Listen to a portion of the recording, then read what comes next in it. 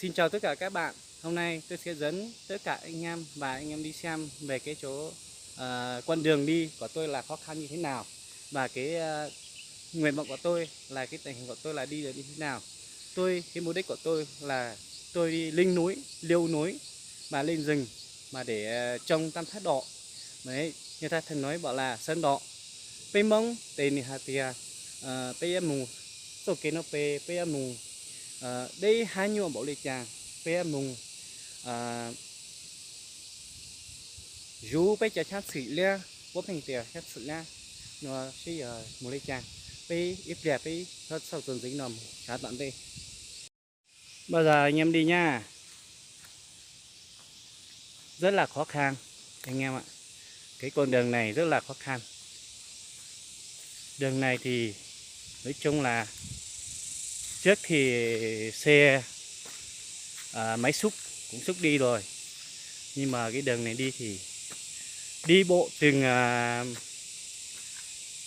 1.700 mét, 1.700 mét cái con đường này. Đấy, sân đỏ chúng tôi là trồng trên cái đồi núi cao. Trên này là nó có 1.700 mét, có độ cao so với đất biển. Như thế. Ôi, con đường này đi khó khăn lắm, mạnh mẽ nhất. Em xem nhá. Cái con đường này thì leo núi rất là xa. Toàn đi xe một đoạn mà đi bộ một đoạn thôi. Bao giờ cái con đường này cồng kềnh lắm. Ai muốn trồng tam thất đỏ hay sơn đỏ thì phải có độ cao của nó là 1.700 mét, là 1.500 thì nó mới trồng được sơn đỏ nhá. Bao giờ là mệt lắm.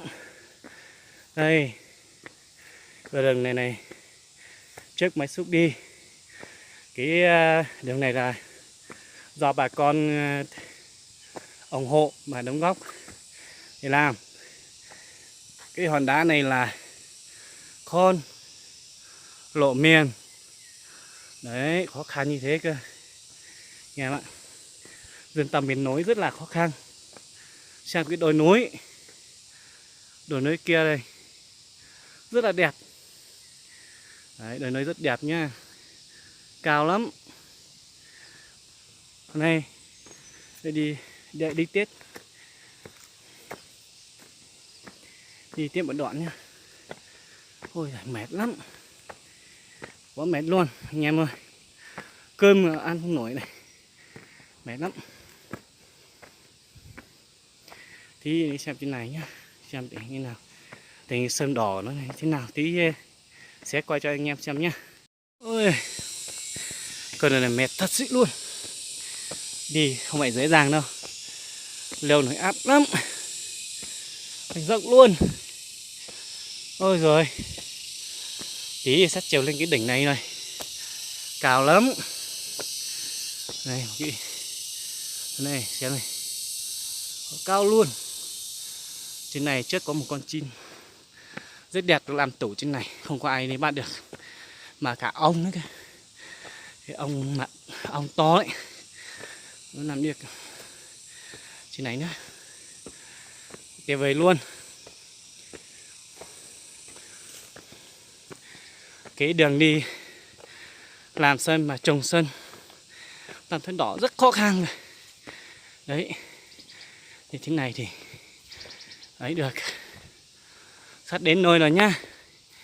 Tí các bác cứ an tâm, thì tôi sẽ quay sơn với tam thất đỏ cho các bác xem nhé, xem tình thôi nhá.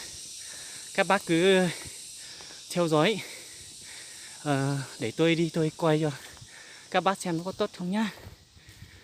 Đấy. Mà khó khăn lắm. Ở đây một cái đồi núi này cao lắm rồi. Thế hang rất là sâu. Đấy, cái hang này rất là sâu, sâu lắm anh em ạ. Đi có mệt mỏi luôn, trời nắng nóng đấy cơ. Đấy, ơi quả đồi miền núi khổ lắm.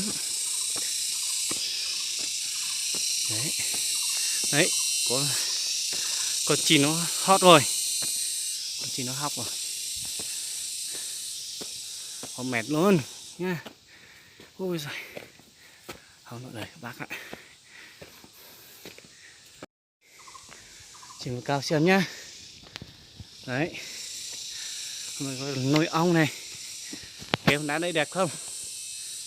Đẹp thế mà cần nuôi ong cơ. Đấy, ong này, đây xem, có ong nha các bác nhá.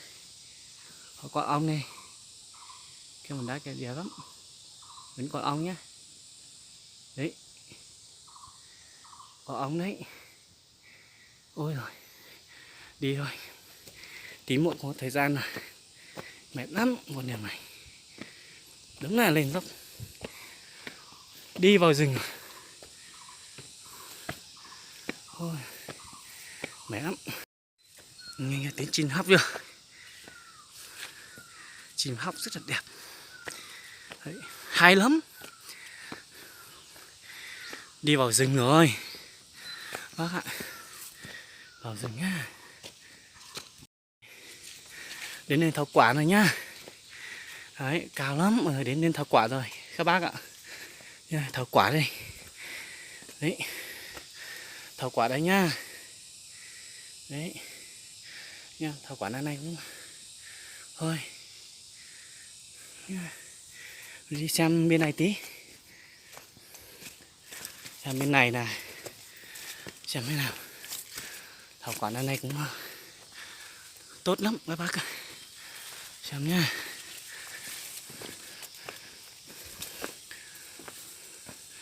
Thảo quả thì đông nhiều vậy cơ.